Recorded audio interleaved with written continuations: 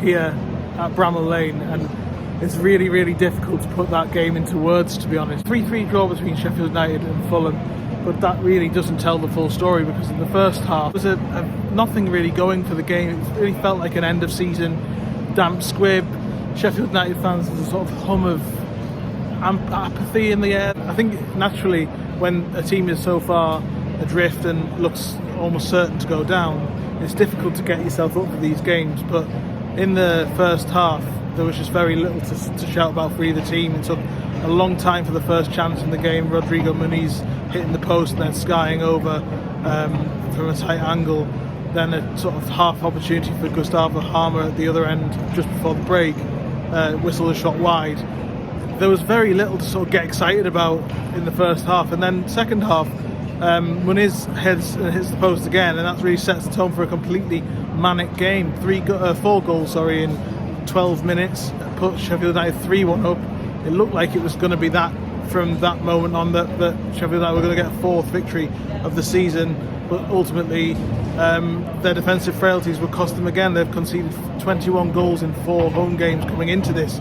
They lost their structure, and Fulham pulled 2 goals back. One through Bobby De Cordova-Reid, another one from Muniz. And Muniz is a really, really hot striker at the moment. He's scored 8 goals in 19 games, I think, now this season. He's really come of age in the sort of Alexander Mitrovic shaped hole, if you like, in Fulham's attack. They've obviously got Armando Broja on loan from Chelsea, but Muniz has come in and really looked the part, and he did in the first half with that chance, and then in the second half he had those opportunities as well. It was just such a chaotic game that I've written in my match report for the Morning Star that there's very little narrative that you can sort of take from it. There's an opportunity for Fulham, if they got a victory here, to put pressure on that top 10, and obviously of course get over 40 points, which is kind of ceremonial, but would have been, you know, something really good for them. There was a spell at the start of the second half where it did look like they would take control, they would get the victory, because there were opportunities for Muniz, as I mentioned. Alex Iwobi had a shot blocked, Sasa Lukic had another shot blocked. It did look at that point like it was quite ominous for Sheffield United, but at the other end, their strike force, I mean, Chris Wilder went with 2 up front today, and got Ollie McBurney and Ben Brereton Diaz, and you know, he got his rewards for that ultimately, because they bullied Tosin Adarabioyo, who I came here really excited to watch. And in the first half he sort of showed some good touches, brought the ball out from the back really well, and he's got a good profile for a lot of it's easy to see why a lot of teams want him, because he's got a good profile at the centre back. He's big, strong, quick, and you know, can play a bit as well, but he was run ragged by Brereton Diaz and McBurney in the second half. They really dovetailed together well.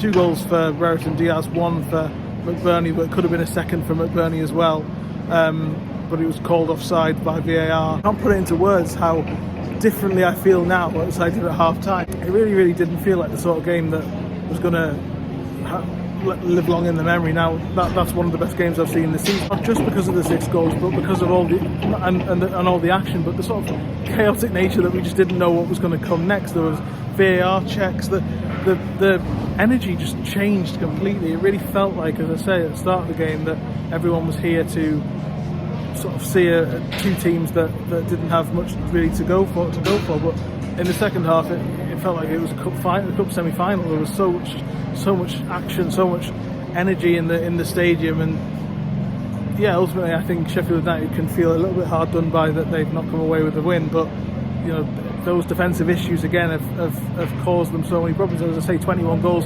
conceded in the last 4 home games. Another 3 goals here, 24 goals. Ultimately, that tells the story of Sheffield United's season. Plus, obviously, a lack of potency as well. But I think they found, you know, I've been really impressed in the few games I've been here this season with James McAtee in spells, but it looked like they found a more coherent attacking force this time, with McBurney dovetailing really well with Brereton Diaz. Now, I don't think that Brereton Diaz coming in at the start of the season would change anything in terms of where Sheffield United are. I think they're too far gone in terms of quality anyway, but it would be interesting to see what would have been different if he joined in the summer, because he's made them, he gives them such a focal point.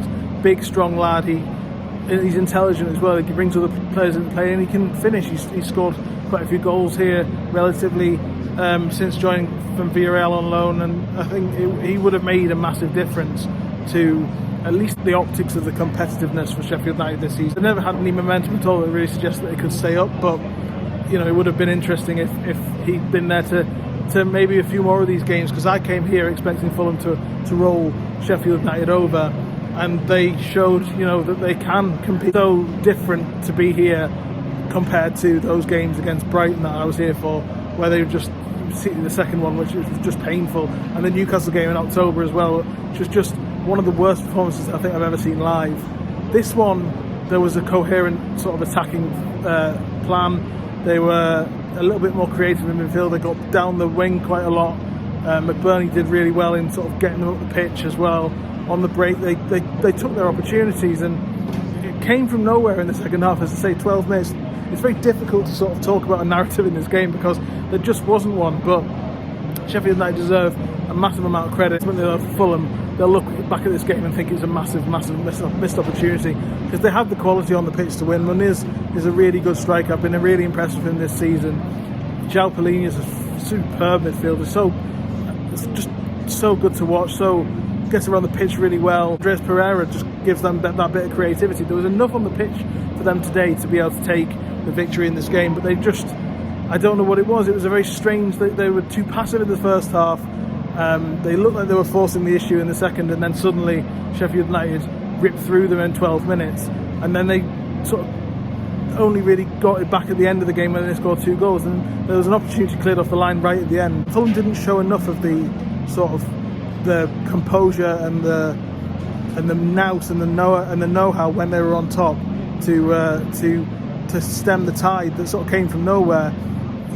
When there was the goal, when they levelled, which they did, 2 minutes after Brereton Diaz scored, they should have taken a moment and calmed it down, but Sheffield United got through again and scored a second one, and then the third one moments later, and then this place was absolutely rocking, and it took them a while to get themselves back into it. So this is a huge missed opportunity for Fulham, because as I say, it felt like there was a game between two teams who had nothing to play for. Fulham should be coming here and thinking this is an opportunity to get back into the race of the top 10 with 8 possible European spots at the end of the season. Who knows what could happen? Ultimately, I think we'll go downstairs and hear what Marco Silva and Chris Wilder have to say, but this is a really, really disappointing afternoon for the visitors, given what Sheffield United have been like for much of this season. It would have been a pretty vacuous victory in the end, but some great entertainment here and great heart, great competitive. There is still something for the fans to come here and watch between now and the end of the season, and then hopefully for them to recharge and come back up next season as well. Again, as I say, it's just a completely crazy game.